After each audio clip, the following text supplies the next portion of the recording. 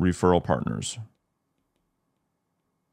So this is a business to business strategy, meaning that both 1 and 2, I'll just go here, 1 and 2, these are both business to consumer. These are both you communicating with people who own houses.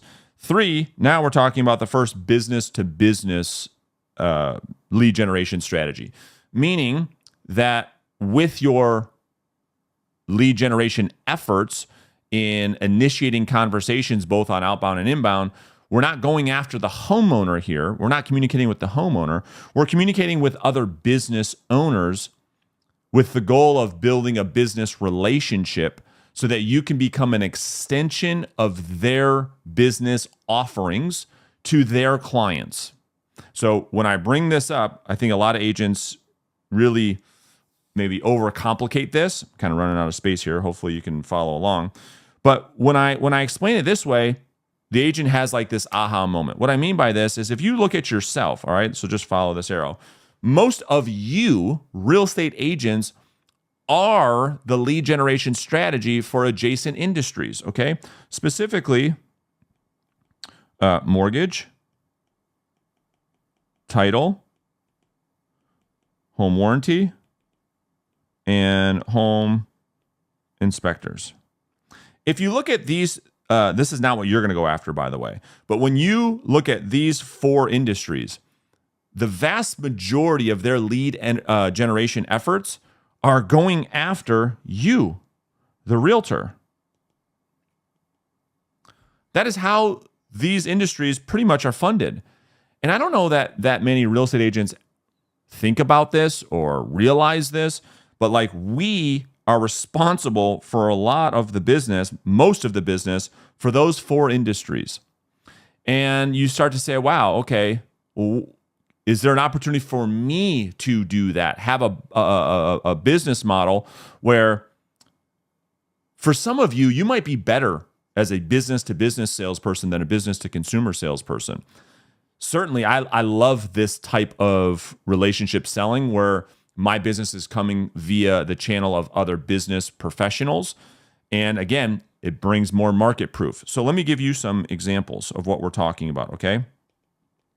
So what are some adjacent industries where other business owners or other entrepreneurs, such as yourself, are working with clients that would also have to buy or sell a house? All right, let me tell you where we're getting the most success, okay? Number 1 is probate attorneys.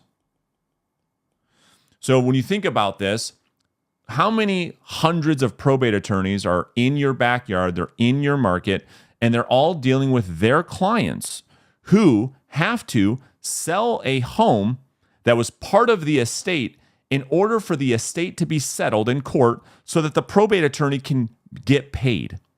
Hundreds and thousands of these cases are happening right now where these probate attorneys, it's not a choice, but rather it's a need for their business to succeed in order for them to have a real estate agent who can handle the sale of a transaction. Why? Because the people, listen closely, the people that are inheriting these properties or finding themselves in a probate situation, more times than not, don't live in the community in which the home needs to be sold in the estate. So therefore, they don't have a relationship with a local real estate agent who can help them. That's why this is such an awesome opportunity for you. If you think about this, if you were to inherit, a family member's home who passed away without a will or without a trust in place, and that property had to go through the estate, most of you don't live next door to grandma, next door to Uncle Bob. They probably live in another market or even worse, another state. So you don't have any relationship. So these attorneys, if you go after the attorneys, you start building a relationship with attorneys. These attorneys then can refer you to their clients as an extension of their business offering. So the attorney is sitting down with their client. The client needs a realtor to sell the home. The attorney can offer your services as an extension of their services. That's an example. Number 2 is divorce attorneys. Same thing, right? Same thing. Oftentimes, people go through a divorce. 80-90% of the time, they've got to sell the marital home and each buy a new home. They can't agree on anything. So a lot of the time the judge will say, well, you guys can't agree on anything, so you can't use a realtor that, that the divorcing spouse wants to use. Attorneys, you guys have to make a recommendation. So it's the same opportunity here, okay? Let me give you some more. What about assisted living? You probably have 2, 3, 4 of these going up in your local city, just like I do. They're popping up all over the place. Okay, so what happens? So these people get to an age where they can't live on their own, so they have to go to assisted living. Well, where do they get the money to pay for these, which are oftentimes $6,000, $7,000, $8,000 per month? Well, they get it from their largest asset. What is their largest asset, Brandon? Oh, that's right. That's their home. So they have to sell the home, cash out that biggest, one of the biggest assets they have in order to pay for that assisted living. Well, what can you do then as a result? The result is you can go after these sales managers. So you can start to build relationships with these sales managers at these assisted living facilities going up on every corner, it seems like recently. Build relationships with them, do events at their facilities. They would love for you to help them market events at their facility. And as they're talking to their prospects who give them the objection, well, we've got to sell Grandma's home. That's where we're going to liquidate a lot of the assets in order to pay for her stay. You could start building those relationships, okay? Now, number 4, you could start to go with insurance agents. So insurance agents are sitting there writing homeowners insurance policies for people who are out there looking to buy a home. All right, I'm going to speed this up a little bit. Same thing, number 5. Insurance agents, you have CPAs having conversations with their clients every day about the liquidation of buying and selling homes. Okay, number 6, what about financial planners? So a lot of people are working with their person who is helping them manage their finances, and often they're having conversations about people buying and selling a home prior to them having a conversation with a real estate agent. So I just gave you 6 industries to go after to start building relationships with other business professionals so that you could start generating an inbound traffic of referrals. Now, number 4, probably the most neglected area of real estate, which is the people that we know. All of you want to serve these people. The problem is most of you are just waiting.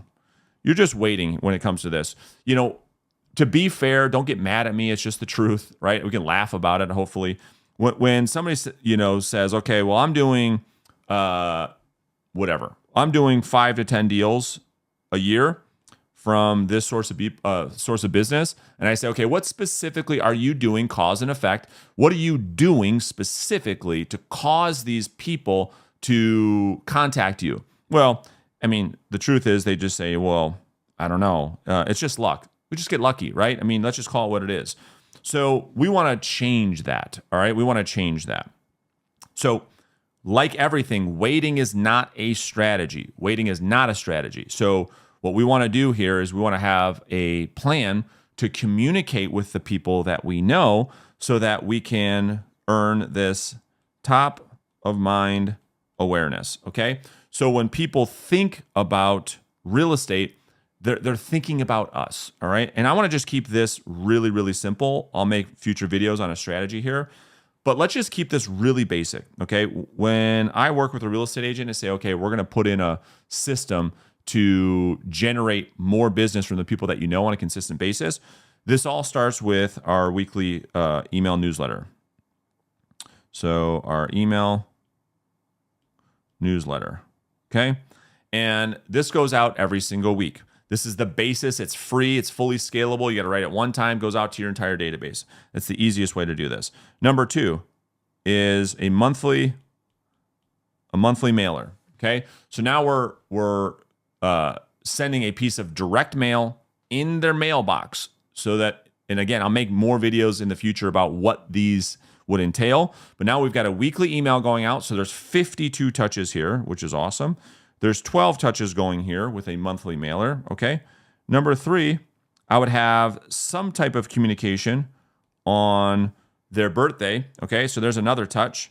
And then 4th, just keep this super, super, super simple. I would do some type of event every 90 days. So every 90 days, one a quarter, I would have, and that's 4 more touches, right? So now you've got, what is that? 52, 62, 64, 65. What is that? 69 to 70 touches over the course of a year. If you just follow these 4 simple things right here, you will start to earn more business from the people you know, and you'll start to earn more referrals from the people that they know looking to buy or sell a home. So now let's just kind of recap and say, okay, we've got 4 different ways in which we can get business, okay? And we have one, which is our outbound lead generation. Perfect. Outbound, going to people that we don't know. This puts you in the driver's seat, okay? We talked about how to do that.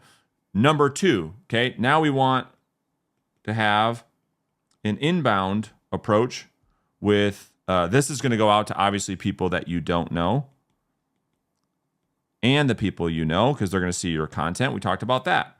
Number 3, we talked about having referral partners, right? This is going to be both people you don't know and people you know. And then lastly, we have to have something for our sphere of influence and our past client database, right? This has to be proactive. And I know we talked about a lot of different things in today's video, but of course, if you want help with this, I'm here to help you, right? If we want to have a conversation around a coaching relationship, we're happy to do that. I will put a link in the description, schedule some time for us to have a conversation, and then decide if you want our help, me and my team's help, implementing a lot of this that we talked about in today's video in your business this year. And so if now's not the right time, it's all good. I'm going to continue to make 3 to 5 videos a week just like this throughout the entire year so we can help you generate the type of income that I think you want in your real estate sales business.